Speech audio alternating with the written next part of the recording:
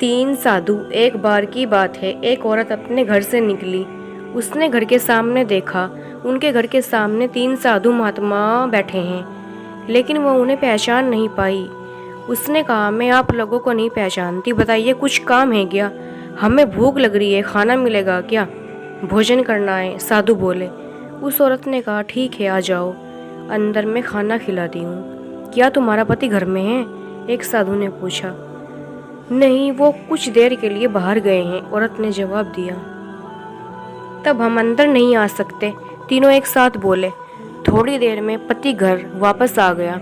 उसे साधुओं के बारे में पता चला तो उसने तुरंत अपनी पत्नी से दोबारा से खाने पर बुलाने को कहा। औरत ने ऐसा ही किया। वो साधुओं के पास गई और बोली, जी अब मेरे पति वापस आ गए हैं, अब आप लोग खाना खा लीजिए, हम किसी घर में एक साथ नहीं जाते। साधुओं ने कहा, ऐसा क्यों है? औरत ने पूछा। एक साधु बोला, पुत्री, मेरी दाईं तरफ खड़े साधु का धन और बाईं तरफ खड़े साधु का नाम सफलता है और मेरा नाम प्रेम है। अब जाओ और अपने पति से पूछ के बताओ कि तुम हम तीनों में से किसे बुलाना चाहती हो। औरत अंदर गई और अपने पति से सारी बात बता दी। पति बेहद खुश हो गया और बोला, जल्दी से धन को बुला लेते हैं, उसके आने से हमारा घर धन दौलत से भर जाएगा और फिर कभी पैसों की कमी नहीं होगी। औरत बोली, क्यों न हम सफलता को बुला लें, उसके आने से हम जो करेंगे वो सही होगा और हम देखते देखते धन दौलत के मालिक भी बन जाएंगे।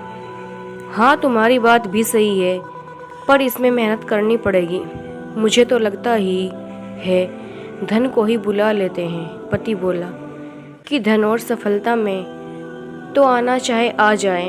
वो बाहर गई और बोली, सफलता और धन आई है, अरे आप लोग इस तरह वापस क्यों जा रहे हैं? औरत ने उनसे कहा, दरअसल हम तीनों साधु इसी तरह द्वार द्वार जाते हैं और हर घर में प्रवेश करने का प्रयास करते हैं। जो व्यक्ति लालच में आकर धन या सफलता को बुलाता है, हम वहाँ से लौट जाते हैं, और जो अपने घर में प्रेम का वास चाहता है, उसके यहाँ बारी बारी से हम दोनों भी प्रवेश कर जाते हैं। इसलिए इतना याद रखना कि जहाँ प्रेम है वहाँ धन और सफलता की कमी नहीं होती।